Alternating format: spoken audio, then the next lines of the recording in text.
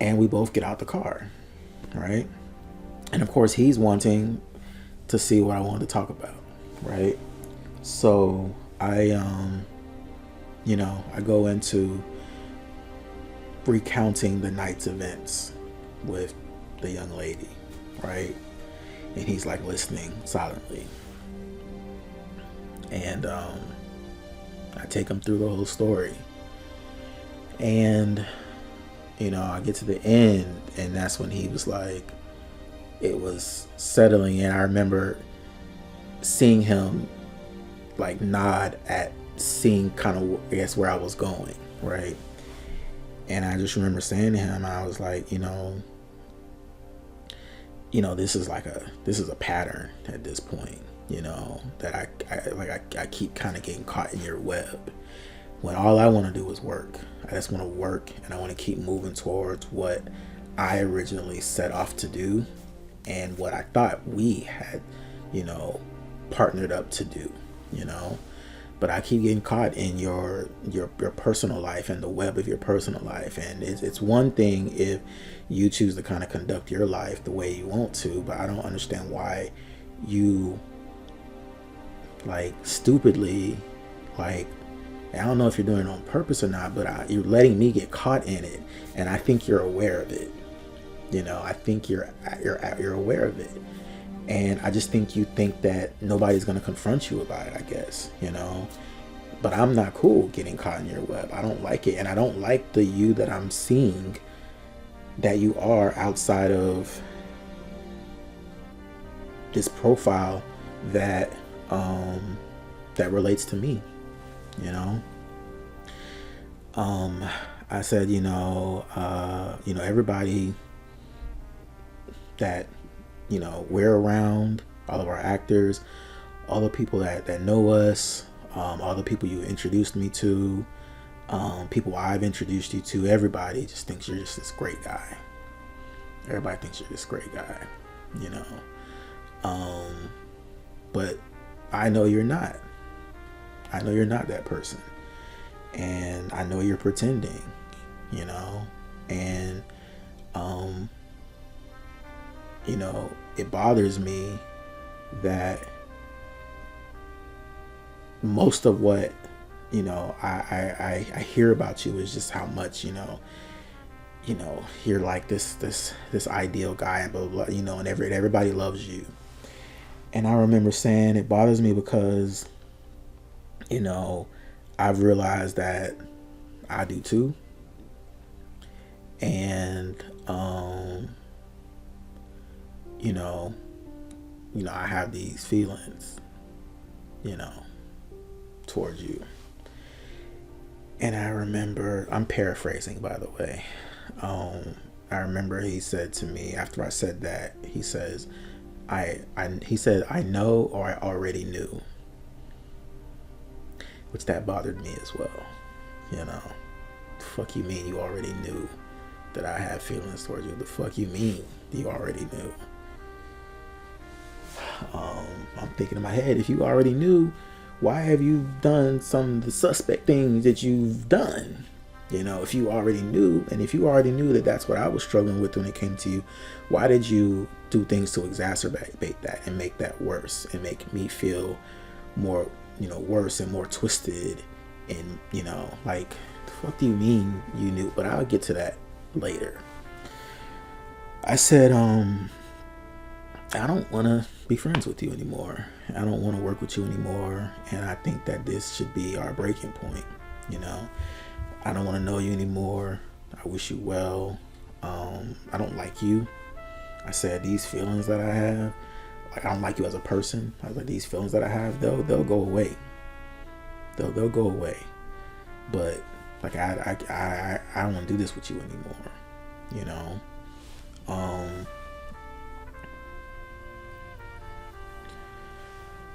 And I don't remember him saying much. I'm sure he eventually like tried to start like justifying himself and like probably apologizing, really not justifying, but apologizing and trying to convince me that oh, I'm not this person, Lamont. You know, you got to believe me. Give me a chance to prove to you. These are literally things that he said to me in that moment. You know, give me a chance to prove to you that I'm not this person. I'm gonna prove to you I'm not this person. I know how it looks, but I'm not this person. You know, give me a chance. I don't want to stop. Da, da, da, da. And you know, I have to tell a story about something that happened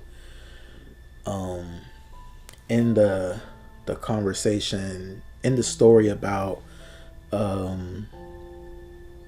when I confronted him about losing his job. There was another parts of that story that I forgot. You know, we had that emotional meeting with me, him, and Sheila. Her name was actually Sheila Marie. She's very well known now, and I love her. She's married and happy, which I'm very happy about because she deserves it. She deserves it. If you're watching, Sheila, you know what we've been through, and I'm happy for you.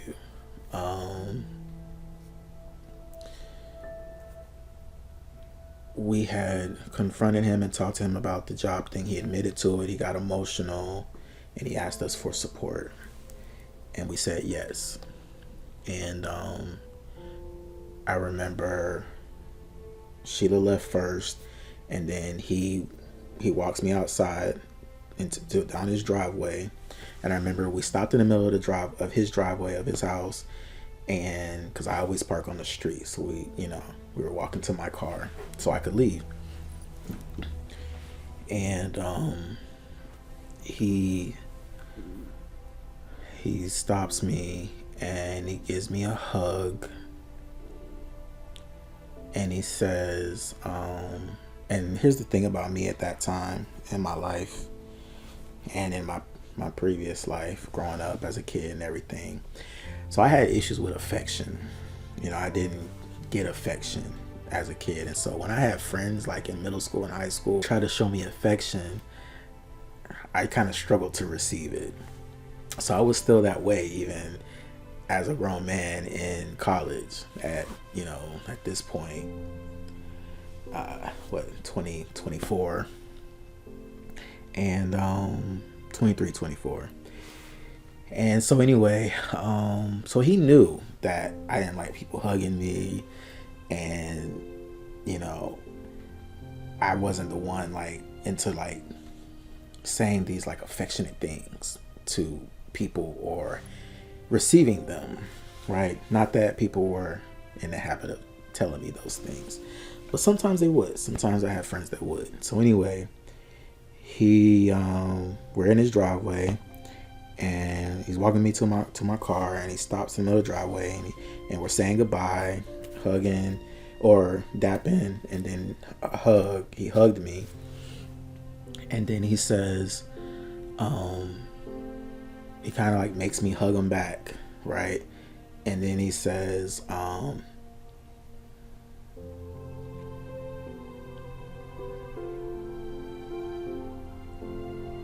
he says, "You know I love you, right?" And I probably didn't answer. And he says, "I'm not letting you go until you say it back." So I said it back to him, and then he let me go. And then I left that day, right? So, going back to this night, and I had kind of confessed to him my feelings, and he told me that he knew, and then I told him I didn't want to continue on with him, and that I wanted us to go and part ways, and that this wasn't working and all that. And he's talking me, trying to convince me to just give him some time, give him a chance. And it wasn't the first time he begged me. It was like the third time. And I remember we didn't even do what we came to the park to do, which was take some pictures for the film. we ended up, that conversation like went on, and then eventually we just like got back in the car and I drove him to his house. And I remember pulling up in front of his house, and before he got out, and he was just like, I want to keep going. We were supposed to be on set, back on set the next day of the film. And he's like, he just wanted me to give him some time, to prove to me that he was this better guy that I thought he was, And I was like numb at that point. I remember being numb. And I agreed at the very least that we would keep our commitment as far as the film that we were already in the middle of and we had scheduled. And that we did all this work to prep and all these people that we asked to be a part of it. So I was like, I'll see you in the morning. He got out and everything. And I remember the next day we were on set, and I remember the girl that was like our first AD, and I remember her asking me the next day, and she's like, what's going on? Like, something's wrong. What's wrong? And what she was talking about was she had noticed that I wasn't speaking to Jared the next day on set, because I'm sure we had like a full day of filming. And she noticed it, and she asked me like, what's wrong? And I remember he was like nearby, and actually I didn't really respond, but he responded to her, and he told her that, we're trying to like work through something, right now. I remember him telling her that. And I was just like despondent.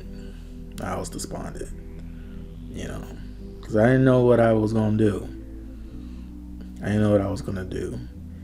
And but shortly after, something made the decision for me,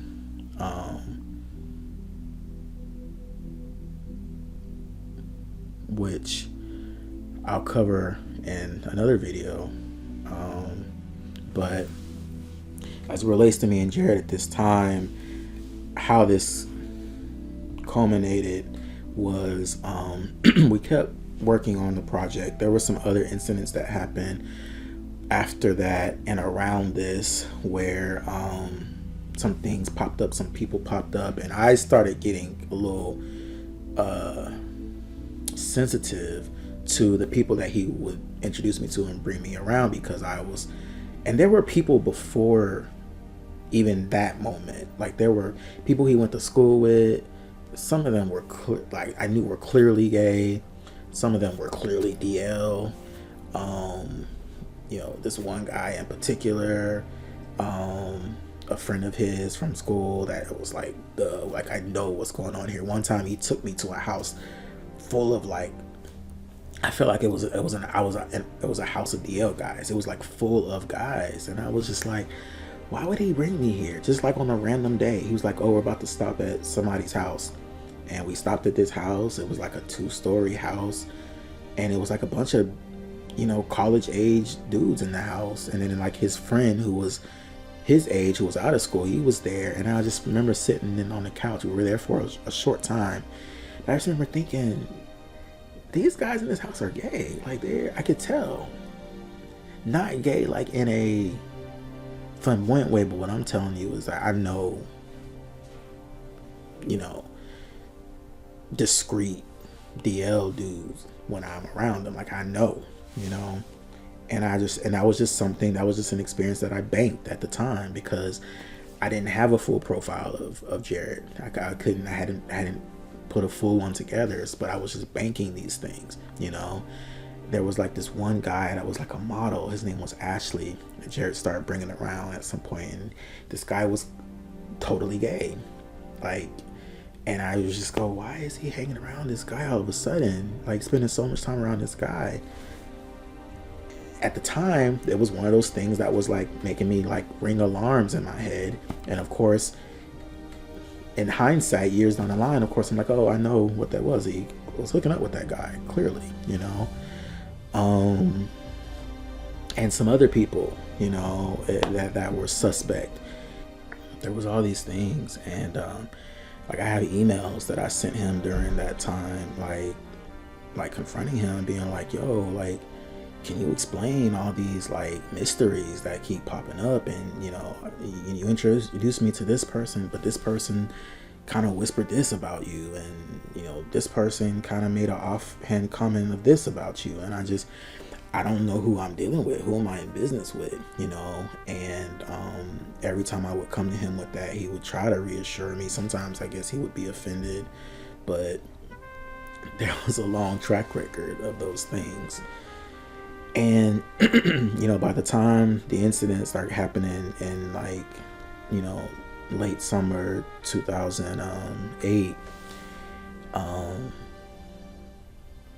just felt like I was like in too deep with my relationship with him and everything I had invested in him and what we were doing. You know what I mean? Like, I was trying to help him get his acting stuff going. I was doing demo reels for him. He was always sending me, test pictures of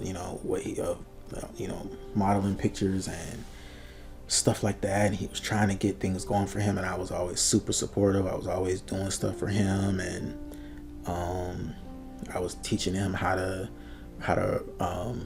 understand Shakespeare. I'm sure I taught him a lot as an actor, and trying to push him a lot as an actor. Like, it's been interesting to watch his career from afar in the years that we haven't been in touch. And I think he's made a respectable career for himself as an actor, but the potential that I saw for him back then, 15, 20 years ago, like, it was way beyond that. I just don't think he clearly didn't see himself as that kind of actor. And if he did, I don't feel like he took acting seriously enough to get himself there. And I feel like it reflects in the work, the resume that he's built so far, and now I understand that he does like acting coaching and stuff like that. And I'm just like, I hate to say it, sorry, Jared, I hate to say it, but I just see it as just another way that you're grifting, unsuspecting people, like actors who don't know better, as a way to, I'm sure, to make money. But you and I both know you're not that committed to the craft of acting, because if you were, you would do other things to shore up your talent,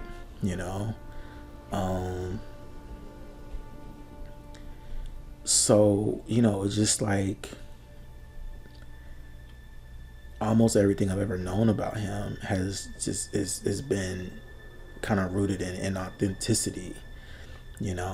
I think he likes acting, but I think he sees it he enjoys it, but he also sees it as a means,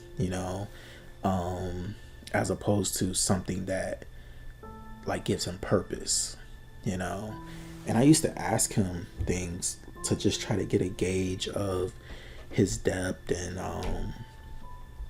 like just the gauge of how he's processed, maybe things that he's gone through or felt. And for the most part, he would always resist those things. Like, unfortunately, most of him is quite shallow, but I do know that there's a part of him that has depth, but he doesn't really swim in those waters, and he also doesn't really share those waters with people in his inner life. And I don't think he realizes that so many people see him as shallow and as flat, and he doesn't trust people enough to give of himself and take the risk and give of himself and risk being hurt, so he gives you a character. And then it's like he acts surprised, or maybe he doesn't expect you to realize that he's giving you a character when you confront him and you realize, wait a second, there's not enough here. Like, you gave me something manufactured, and for whatever his reasons are, he just doesn't give his full self. He gives you something manipulated, and I don't know how he has ever expected that to work, when I even know that so many times in his life that has blown up in his face, including with me, including with what I'm doing right now, you know.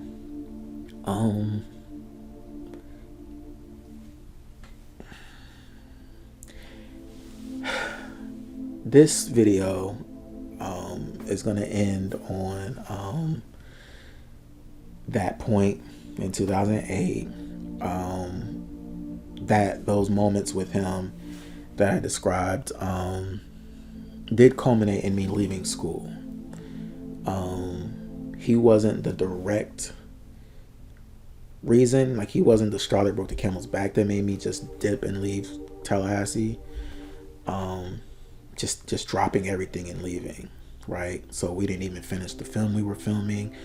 I didn't renew my job. I was supposed to enroll that next semester for school to get closer to graduation. I didn't. Another incident was the inciting reason why I did, but the stuff with Jared were the rest of the reasons. The stress of that, you know, it was just a lot of stress. And that was also the period of my life where my toxic relationship with stress really started. So in during these years, when we started having difficulties, because we really kind of started having difficulties pretty soon after partnering, but they started really small and just not things that I felt like were that weighty. You know, I didn't see those things necessarily as make or break. But as things continued, and I was just kind of like,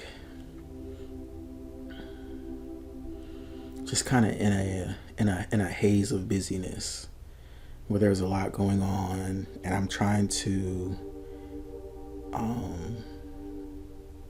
keep focus of the things that I think matter the most, you know, but never really having enough time to really even process through anything, you know.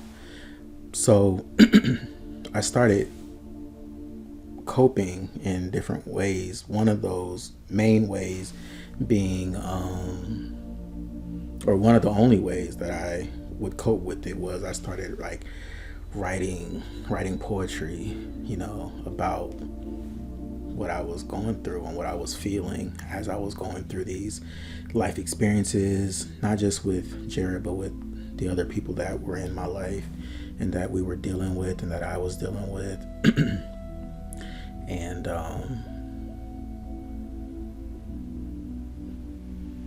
yeah, you know, it was interesting, the things, that the ways that I captured, you know, my feelings and my thoughts during those early years.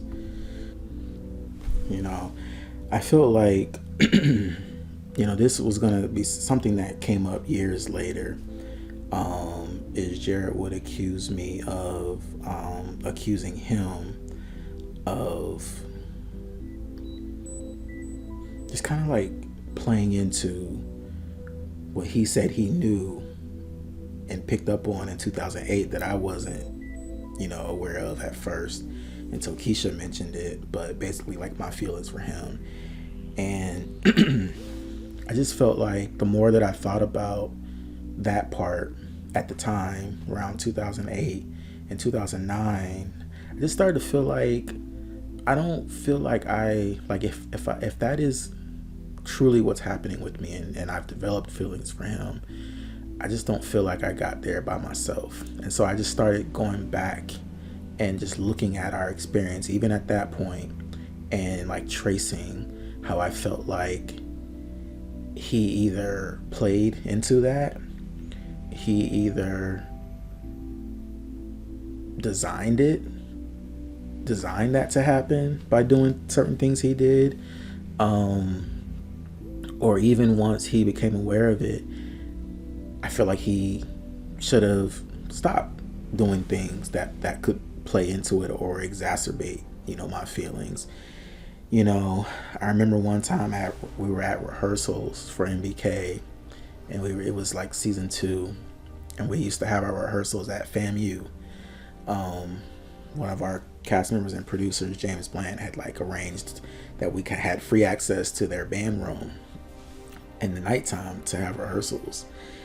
And I remember this one night, I'm in there, I'm rehearsing, and I used to I have like a format for my rehearsals where we would start off doing exercises, and I would let like Sheila Marie used to like to take the lead and lead like warm up exercises and and stuff that promotes chemistry amongst the cast. And we were working with a lot of people who weren't trained as actors as well, or they were budding actors and all that.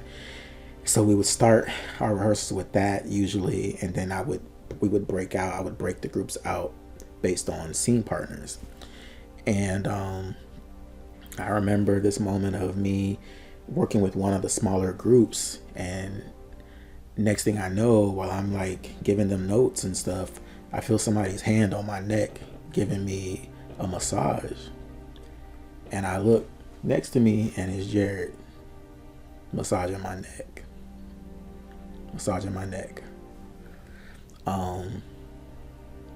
In the moment, I felt weird by it, because that was, we didn't have a touchy relationship like that.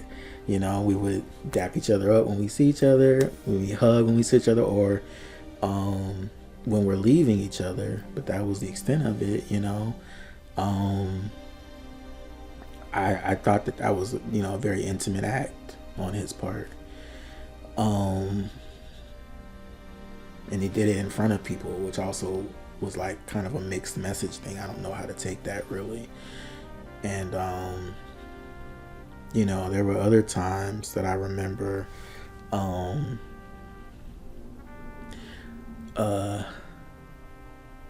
I can remember being at his house.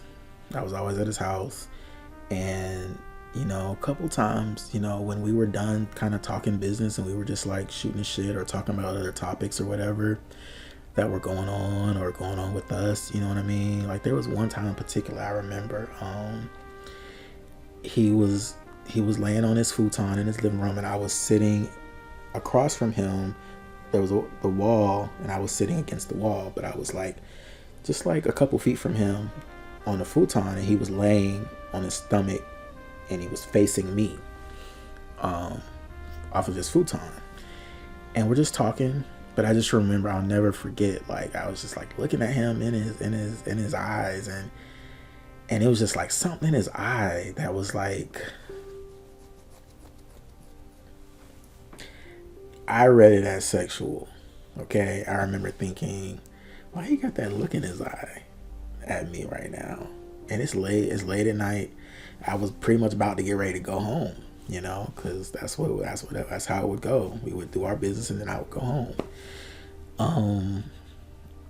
And I just remember thinking in that moment, I was like, is he giving me that look, And at the time, I didn't want to believe that's what he was doing, and so I would like kind of like talk myself out of it or push the thought, because I was trying not to go there with him. If that's what he was trying to do, which I wasn't sure of, I wasn't gonna go there. Like I wasn't gonna feed into it, But it definitely, in the moment, I remember interpreting it a certain way, and even in hindsight, I still see it the same way.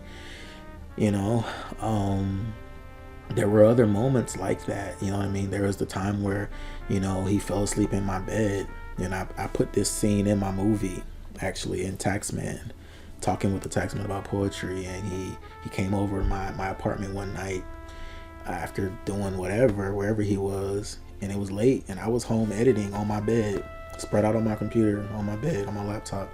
And he comes over, and we didn't have a meeting scheduled. He just came over, and we were talking, and I was working, and then next thing I know, I look over, he fell asleep in my bed with me in it. And I remember thinking, I was like, I don't think he meant to do that, and if he wakes up, I don't want him to feel uncomfortable. you know. And so I remember I looked at him, and then I got up, and when I was ready to go to sleep. Actually, that's not what happened. I fell asleep too. Like, he had fallen asleep at some point, but I didn't realize it. And then I fell asleep at some point right there at my computer. And then I woke up and realized that I fell asleep and that he was asleep too.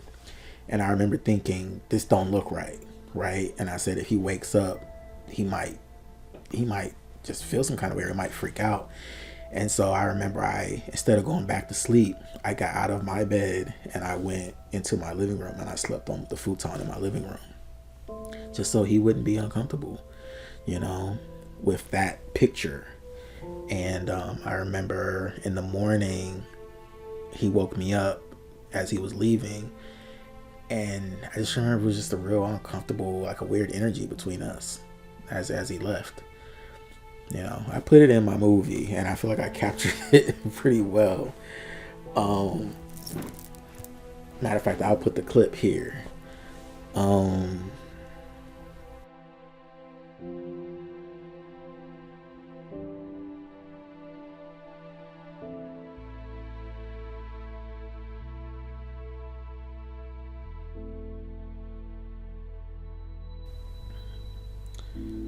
And I actually, in my movie, I painted that moment, the pre part of that moment, very beautifully, you know, because in hindsight, I saw it, you know, the personal side of me, the one that, you know, wants to believe that, you know, somebody possibly felt that way about me, and that I was able to experience, you know, beautiful moments like that. I painted that into something really beautiful in my film, I feel, you know. There was the night in the car. So we were filming Victim, and, you know, when, like, he was dating this girl, her name is Mel, actually. Stop saying girl, her name's Mel, and I'm still friends with her to this day. And so this was after, you know, I knew about the relationship, and I was around them and all that, and we're working and trying to film this movie. And I had noticed that Jared had started smoking weed during this time, and Mel, she was a weed smoker too. So I noticed that he had kind of picked that up, right? And I think I had been around them doing it, and I'm not really a weed smoker myself. And I felt like she, you know, Jared had always told me that he saw himself living like an unconventional life, but he never like explained exactly what that meant. So I had to kind of draw my own conclusions on what that meant. But you know, Mel's somebody that I consider to be like an unconventional girl. Like, she's like mad cool. You know, probably never made anybody like her, you know. She's kind of edgy, I would say. And back then I thought she was kind of edgy. And I thought she was having, it was almost like him being with her was giving him permission to be a little edgy himself. Possibly even be a little reckless, right? But I'm not blaming the recklessness on her. I think it was just his state at the time, his emotional state, his mental state at the time. He was still reeling from having lost his job. He was trying to rebuild. I know he was in a lot of financial turmoil at the time, and he was, you know, kind of like wilding out a little bit, is how I saw it at the time, right? But yet we're trying to still conduct business, and we're trying to make this film. We're trying to, you know, package our series that we shot, you know. So anyway, this particular night, I was on set filming Victim, and he wasn't due to shoot any scenes that night, but he was supposed to come to set just to support me as a producer. And he did show up after work. I forgot where he was working at the time. And I remember when he showed up, and I'm there with our other actors and stuff, and he was high. Like, I looked into his eye, and his eyes are red, and I could smell the weed on him. And I was like, like, what the fuck are you doing? Like, you can't come to set like this, you know, like you're a producer, you know. So I had wrapped my thing, I finished my filming, and I remember I had got on this case. I was like, dude, don't do that anymore. Like, you have to be professional. Like, we have to be professional. We're trying to produce a film, you know. Like, you gotta be on your shit always, you know. You're not just the lead actor, you're the executive producer with me, so don't make us look that way, you know what I mean, to the people that, you know, we're working with, you know, and that are working for us. And so you know, he got it, and I didn't have to get on him too hard. He got it. He was in like a real chill mode that night anyway. And after that, we just kind of like, I remember we were sitting in my car, just like talking. I think we were sitting at the railroad tracks first, and then a cop came over and wanted us to move. And then we did move. He checked our IDs, and then we did move. Then we sat in my car, and we ended up just sitting in my car for hours, just talking, just me and him. And I remember we talked about a lot of things in the car that night. And in that conversation, I remember I ended up asking him at some point, you know, I asked him, you know, have you ever been with another dude before? And he said, the answer he told me, he said, he would, but it would have to be in another country, right? I thought that was very revealing thing to say. But I also felt like, you know, it definitely was like me trying to continue to figure out who was he, so I could figure out what was the authentic version of him, you know. I was always trying to figure that out. You know, he was definitely an enigma, you know. But I also felt it made me feel, it kind of like added some belief into the positive side of things that he trusted me enough to even share that with me, you know what I mean? So there was always that kind of like tug and pull, like it was like the toxic stuff happening, but then he would do something to kind of like show me that the trust was there, or that he did trust me, or at least trusted me to like maybe vent or to share something personal, you know. And I always felt like I needed to protect that, right? But it just was never consistent enough. The toxic stuff was more consistent. The toxic stuff outweighed, and the stuff that he was holding back outweighed the moments of authenticity and genuineness that I would, you know, get from him, but it would be rare and random, you know. And then in times where I was looking for genuineness, you know, most of the times, like, he wouldn't go, you know, he wouldn't give.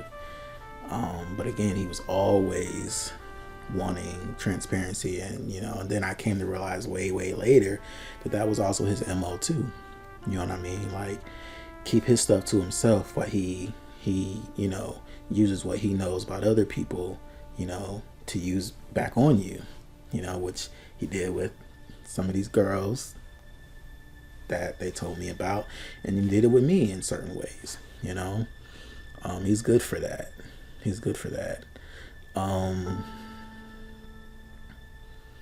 Let me see, what's another instance? I remember one time he told me the story of some teacher at FAMU was flirting with him and trying to get him to come over to his house. And I remember him telling me the reason why he didn't go over to the male teacher's house was because he wasn't attracted to him. That's a direct quote. I didn't go because I wasn't attracted to him. Yeah, so, you know, I remember during that time, he would say little things like that, a few times, and I would hear him, but I would never like run with him, because for some reason, for a lot of years, I was waiting for him to, because I was such a straightforward person. I made a mistake for a lot of years thinking that other people were willing to be straightforward too and direct. Because I'm very straightforward, I'm very direct. And what I realized is that for so many years with him, I kept waiting for him to say the exact words. Like, you tell me, if I ask you who you are, then you tell me directly who you are. And then that's what I'll go on. But he was the kind of person that he's going to tell you or end up showing you, but it's not going to be in the way that you ask for. It's not going to be in a direct way. It's going to be in a way that you kind of have to put together, or he says it in a roundabout way, like, you know, those instances. And so years later, when I would look back, I would go, well, he told me who he was. He told me that he was attracted to men, and he told me all these things. He just didn't tell me in the way that I wanted it. So I didn't run with it. I still kept myself in a state of confusion about his identity, and what he was about for years, you know. When I look back now at those early years in Tallahassee, I believe that he was a DO man living a DO lifestyle at that time. And then years later, I actually got physical proof that that's what he's been doing the entire time, you know. And I have nothing against that. I actually, to be honest with you, I'm going to say something controversial. I support DL dudes and people who want to be discreet with their sexual lives. But I think it's a problem on every level. You know, there's nothing wrong with keeping your stuff low. There's a problem when you're hurting people in the process of doing it. That's the issue. When you're hurting lovers that you're dealing with because you're not being too, honest with them. When you're hurting friends because you're not being honest with them. That's where the problem comes in. But being private is not an issue. Everybody deserves that if they want it. Being discreet is not an issue. The issue is the hurtful behavior. The issue is the lying, the inauthenticity. That's the issue. And if you don't want to be authentic with people, don't invite them into your life. Don't ask them to care about you. Don't ask them to support you. Don't ask them to love you. That's not right. You know? So I remember one time this girl that I think we wanted her to shoot something for us, somebody that he knew, he recommended, and she was a news reporter. I remember her name, but I'm not gonna say it. From his FAMU circles. And this was after I'd be finding stuff and be like finding out, okay, you introduced me to this person, but this person, your relationship with this person is not what you said, what you presented it as. It was after that it happened a couple of times, and I was like, so I got to a point where everybody that he brought around me and introduced me to, I was questioning the relationship that he had with them, because I felt like I needed to protect myself from whatever was going to come with it, including whatever that person volunteered to share with me about him, you know. And whenever that would happen, I would always try to, have his back and look out for him. When people were making comments to me about him, and the kind of person he was. But this one girl, we came and we had her shoot something for us, but I remember, I think it was after we had accomplished what we needed to do, which was like shoot a scene where we had her playing a news reporter, and then it was something happened after that which made me go back to him and say, that girl, it was something in the course of us working with her. I went back to him and I said, is there anything I need to know about her before I bring her into my workspace? And he didn't tell me this up front, but he told me that when I kind of like pushed him on it, like, oh, actually, no, me and her used to sleep together. You know what I mean? It's like, yeah, dude, like, I want to know that stuff. Like, I want to know, because maybe I don't want to deal with people from your past and your personal life. Maybe I don't want to, maybe I don't want that in our person. Like, at least give me a choice. If you have respect for me, give me a choice. Don't force me into situations, that I now have to be reactive to. And that was what it was like having him in my life. Was I was always reacting to situations with him. You know what I mean? He would never protect me. He would never think of me first as his friend, as his business partner, in terms of the messiness of his life and how he was out here being in these streets, being a hoe, being a whore in these streets, he was a big hoe.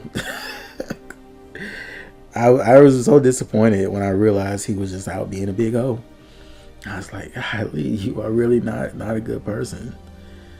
Like, and getting into these, situationships, but you're making the person think that it's more, and and then when they confront you, you act like, oh, well, I never said we were official and all that shit. But yeah, you'll do stuff like move them in your house, and you play all that bullshit. And it's just like, dude, grow the fuck up. Like, at this point, I met you at 25, you know what I mean? And I'm around you as you are growing older, so when we get to like, 28, when you get to 30, when you get to like 33, and you still moving like this, like, grow the fuck up. Like, at the very least, be straightforward with what you are about. You know what I mean? Stop doing this, playing this role. And I always say, he acts way better in his real life than he ever has on screen. He is a better actor in real life than he is on screen when he's actually acting. Like, in his real life, he's doing nothing but playing characters for everybody, and I kept trying to get him to like, yo, I'm the kind of person you can be yourself at. Like, I'm not gonna judge you. I don't want you judging me. You know what I mean? I think that relationships are about understanding. You know what I mean? I don't necessarily have to agree, but if I have understanding of who you are and why you are that way, you know what I mean? Like, that means something to me. So you don't have to act for me. You don't have to pretend for me. Just tell me who you are. But that's the thing. He didn't want people to have a choice. He didn't want to give people a choice, because he probably thought they would walk away. They'd be like, no, I don't want to deal with somebody like you. And I don't know what has scarred him in his earlier life, but it's something, and it's probably a lot of things. And I just feel like he hasn't done the work. Even all the years that we haven't spoken, I don't feel like he's done the work to repair those issues. Later on in this, in like maybe part 2 or part 3, I'll talk about a therapy session that he canceled on, that he previously agreed to, and he canceled it the night before because he was afraid. Because he doesn't want to deal with who he truly is. So he's out here being a fucking menace to everybody else. And I gave him 10 years to like clean up his shit, and even possibly even come to people like me and some other people that I know he's hurt, and like fucking like, how about apologizing for your behavior? Apologize for the people that hurt. Apologize for the people's mental health that you affected, and that you affected negatively, and that you compromised. Do you ever plan to take any accountability? Probably the fuck not. But I'm telling you, if not, you will continue to play a dangerous game, because even when I was in your life, it got dangerous sometimes for you. You don't even realize it.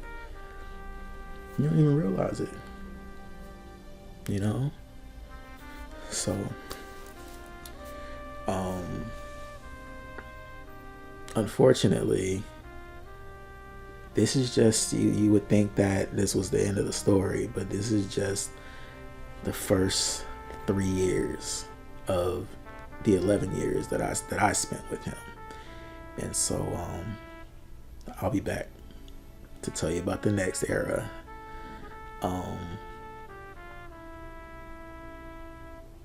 Yeah. Stay with me.